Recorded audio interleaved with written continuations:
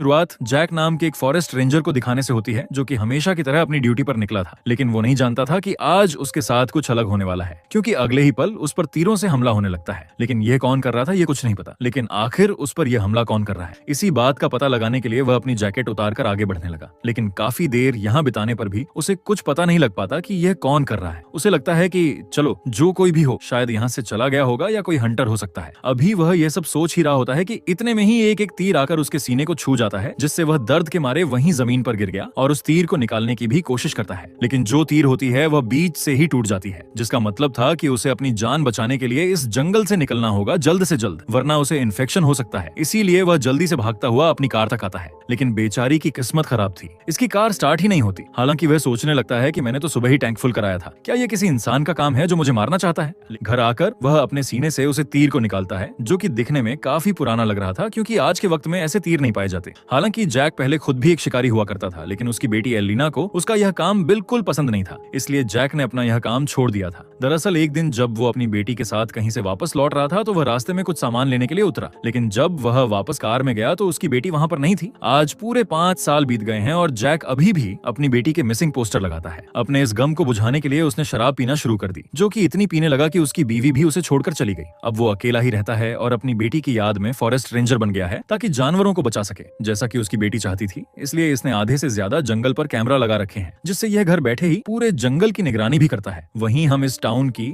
New शरीफ Elizabeth को देखते हैं, जो कि पुलिस इंचार्ज कार्ल के पास आई थी। वो अपने भाई ब्रुक को छुड़ाने के लिए यहाँ आई थी, जिसे कि एक अबेंडेंट फैक्ट्री से 400 BC केस में पकड़ा गया था। अब एलिसा पुलिस में थी, तो उसके भाई को छोड़ दिया जाता है, सिर्फ एक वार्निंग के साथ। इसके बाद वो अपने भाई से पूछती है कि क्या तुमने किसी को मारा है, जिस पर वो कहता है कि नहीं, बिल्कुल नहीं, बल्कि मुझे तो फैक्ट्री में काम करने वाले लोगों ने ही मारा है, क्योंकि वह जान गए थे कि मैं किसका भाई हूँ। तभी एलिजाबेथ को एक नदी किनारे मिली लाश के बारे में कॉल आती है, इसीलिए वह वहां चली गई। वहीं इस तरफ जैक की एक्स वाइफ आकर उससे कहती है कि तुम अपनी बेटी का फ्यूनरल कर दो, उसे कहकर चली जाती है। इसके बाद सीन पहुंचता है उसी क्राइम सीन पर, जहां पर कि ये सभी पुलिस वाले उस लड़की की बॉडी को काफी बारीकी से जांच कर रहे थे, लेकिन इन्हें कोई सबूत नहीं मिलता जिससे यह पता लगा सके कि उस लड़की की जान कैसे गई। लेकिन तभी एलिजाबेथ ने उस लड़की के गले पर निशान देखे, वो काफी पुराना लग रहा था, तो इन्हें लगता है कि शायद इससे किसी ने बदला लिया हो, इसीलिए आसपास के इलाके की छानबीन करने लगे। इन्हें यहाँ पर कुछ खून के निशान मिले, जिससे ये समझ गए कि यह काफी टाइम से लापता थी और इसने जिंदा रहने की कोशिश की होगी, लेकिन वो खुद को ज्यादा देर जिंदा नहीं रख पाई। तभी उसे एक पेड़ पर एक एरो दिखती है, इसलिए वह उसे फोरेंसिक के लिए अपने पास रख लेती है। जब वह पुलिस स्टेशन आकर उसकी जांच करती है तो उसे उसके बीच में एक मार्क मिला, और ये एरो वैसा ही लग रहा था जैसे जैक को लगा था। तो जरूर इन दोनों एरो में कोई कनेक्शन तो था। उस लड़की की पहचान के लिए हर तरफ न्यूज चला दी जाती है, और जब जैक ने यह देखा तो उसे लगा कि कहीं ये मेरी बेटी तो नहीं है, इसलिए वह शरीफ से जाकर कहता है कि मुझे उसे लड़की को देखना है। और जब ये उसे देखता है तो पता है कि यह उसकी बेटी नहीं है। जैक के मन में अभी भी पूरा विश्वास है कि उसकी बेटी जिंदा है। उन पेपर्स पर साइन कर देता है, यानी कि अब उसकी बेटी का फ्यूनरल होगा। लेकिन तभी उसे एक वार्निंग अलार्म सुनाई दिया। जब वो कैमरा पर देखता है तो पाता है कि एक शिकारी है जो कि तेजी से भाग रहा है, किसी जानवर के लिए नहीं बल्कि एक लड़की के पीछे है। इसलिए वह 3 बॉक्सेस और एक बंदूक लेकर निकल गया। उसने ऐसा क्यों किया, आगे पता लगेगा। जैक उसी जगह पर पहुंच गया जहां पर इस पर हमला हुआ था, लेकिन आज ही अपनी पूरी तैयारी के साथ यहाँ आया था। वह हवा में पेंट का बॉक्स उछालता है और उसे शूट कर दिया, जिससे सारा पेंट जमीन पर गिर गया, और इसमें उसे वह शिकारी दिखने भी लगता है, क्योंकि उस पर भी लाल रंग लग गया था। लेकिन बावजूद इसके भी यह उसे पकड़ नहीं पाता, जिसके लिए उसे काफी गुस्सा आता है, क्योंकि आज इसके पास अच्छा मौका भी था। इसके बाद जैक उस लड़की के पास गया जिसके पीछे वो शिकारी भाग रहा था, और इसके गर्दन पर भी वैसे ही निशान थे जैसे उसे पिछली बॉडी के निशान थे। अब जैक उस लड़की को उठाकर यहाँ से ले जाने लगा, तो वहीं दूसरी तरफ शरीफ उसे तीर को लेकर एक खास आदमी के पास आई, जो कि इस बारे में काफी जानता है। वो इसे बताता है कि यह एटलस नाम का एरो है, जो कि प्राचीन वक्त में जंग के लिए काम आता था, लेकिन इस वक्त इसे बंद कर दिया है, क्योंकि इससे किसी की भी जान जा सकती है। लेकिन हाँ, एक शख्स है जो कि इसे अभी भी बनाता है, और सब लोग उसे सैम कहते हैं। ये सुनकर एलिजाबेथ को अपना भाई याद आता है, क्योंकि जिस फैक्ट्री में वह पकड़ा गया था उस फैक्ट्री को सैम कंट्रोल करता है, और जवान लड़कों से सारे गलत काम वहाँ पर वही कराता है।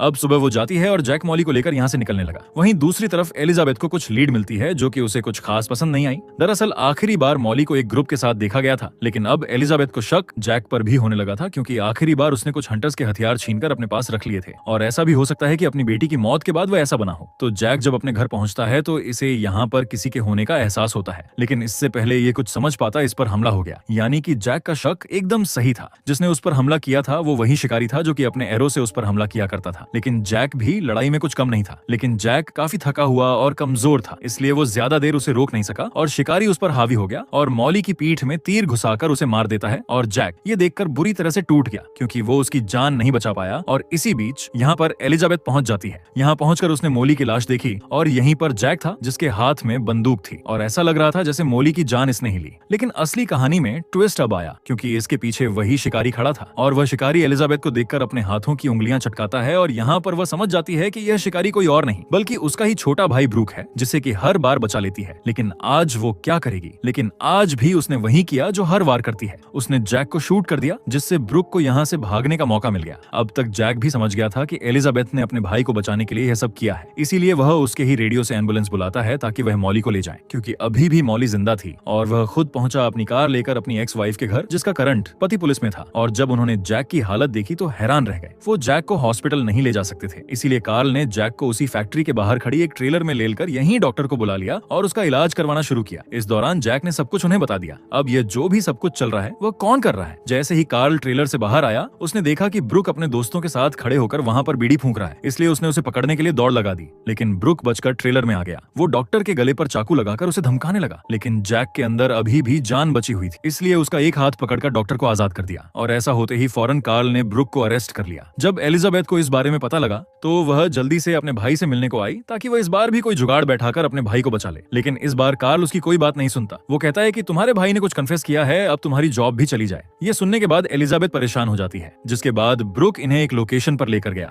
जहां पर कि उसने सैम को कैद करके रखा हुआ था, यानी कि उसी फैक्ट्री का मालिक जिसने ब्रूक पर बहुत ही जुल्म किए थे। और इसी का बदला लेने के लिए ब्रूक ने इसे कैद किया, यानी कि जो असली शिकारी है जो यह सब कर रहा है वह कोई और ही है जिसने कि एलिजाबेथ को भी बेवकूफ बना दिया। अब ये बात जानने के बाद ये लोग सैम के पास गए और उससे पूछा कि क्या यह तुम एरो जानते हो, क्या यह तुमने बनाई है? लेकिन वह इस बात से इनकार करता है क्योंकि वह अपनी किसी भी एरो पर कोई निशान नहीं छोड़ता और ये किसी और का काम है। ये बात सुनने के बाद ये लोग हैरान रह जाते हैं क्योंकि ये किसी और का ही काम है। अब जैक भी अपना बयान बदल देता है, जिस वजह से एलिजाबेथ के भाई की जान बच जाती है क्योंकि वह जान गया था कि उसने यह सब नहीं किया है। अब इतना सब होने के बाद जैक ने अपनी नई जिंदगी जीने की शुरुआत करनी चाहिए क्योंकि उसे एहसास हो गया कि जिंदगी एक बार ही मिलती है और हमें उसे खुशी से बिताना चाहिए। लेकिन अब सबसे बड़ा सवाल यह था कि आखिर असली शिकारी है कौन, उसे कोई पकड़ पाएगा या नहीं। अब इसके बाद जैक ग्रोसरी लेने के लिए दुकान पर जाता है, तभी इसकी नजर उस ट्रक पर पड़ी जिसके ऊपर इसने निशान बनाया था। इसके मन में एक उम्मीद जाग उठी। ये देखकर वह जल्दी से उस ट्रक के पास गया, लेकिन इस ट्रक पर कोई भी निशान नहीं था। ये देखकर एक बार फिर से उदास हो गया, इसलिए वो वापस अपनी कार में आ गया। लेकिन इसी दौरान एक ठीक वैसी ही ट्रक उसके पास से गुजरी जिस पर वो निशान था। इस बार जैक पूरी तरह से कंफर्म था और तैयार था कि मौका मिलने पर ही उस ड्राइवर पर हमला कर दे। लेकिन उसमें से एक बूढ़ा आदमी बाहर आता है। यह देखकर जैक ने उससे पूछा कि क्या तुम्हारा कोई बेटा है? वो कहता है कि नहीं, मैं अकेला ही रहता हूँ और इस ट्रक का मालिक मैं ही हूँ। जैक उसे झूठ बोलता है कि इस ट्रक के मालिक ने एक बार मेरी मदद की थी, ये उसे शुक्रिया कहना चाहता है। जिस पर वो बूढ़ा बताता है कि कभी कभी जो मेरा नेवर है वो इस ट्रक को लेकर जाता है, इसलिए उसके पड़ोसी के घर पर जाता है, लेकिन लॉक लगा था तो इसलिए लॉक तोड़कर ही अंदर घुस गया और घर की चीजों से साफ पता लग गया कि यह जरूर किसी शिकारी का घर है। लेकिन इससे भी खौफनाक चीज यह थी, जब वो बेसमेंट में गया वहां पर कई 100 लड़कियों के मिसिंग पोस्टर चिपके हुए थे और इन फोटो में उसकी मिसिंग बेटी का भी फोटो था।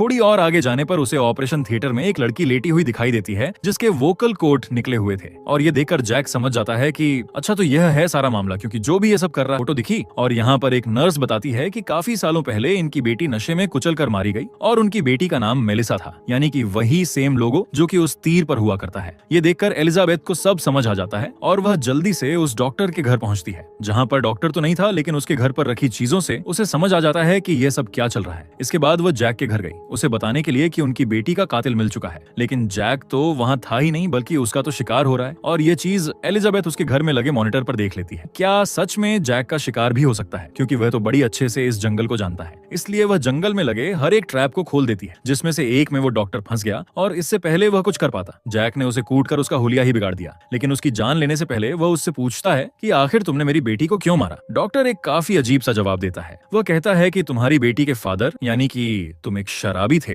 और मुझे शराब पीने वालों से सख्त नफरत है, क्योंकि एक शराबी ने ही मेरी बेटी की जान ली थी, इसलिए मैं हर एक शराबी से बदला लेता हूँ। उसकी आवाज सुनकर जैक ने उसे पूरी तरह से मार दिया। लेकिन इतने में यहाँ एलिजाबेथ भी आ गई। वो कहती है कि इसे पुलिस के हवाले कर दो, लेकिन जैक जानता था कि पुलिस घंटा कुछ नहीं उखाड़ेगी इसका और मुझे ही इसे सजा देनी होगी, इसीलिए उसे एक खाई में फेंक कर उसका किस्सा ही खत्म कर देता है। अब एलिजाबेथ भी कुछ नहीं कर पाई, क्योंकि वह भी जानती थी कि ऐसे लोगों के साथ तो ऐसा ही होना चाहिए। अब जैक ने टाउन के हर एक जगह से अपनी बेटी का मिसिंग पोस्टर कैंसर हटा दिया क्योंकि इसने उसका फ्यूनरल कर दिया है। उधर एलिजाबेथ भी उस फैक्ट्री को तोड़कर गिरवा देती है ताकि उसके भाई जैसे और जवान लड़कों की जिंदगियां खराब ना हो। तो दोस्तों, आपको कैसी लगी इस फिल्म की कहानी हमें कमेंट करके जरूर बताएं।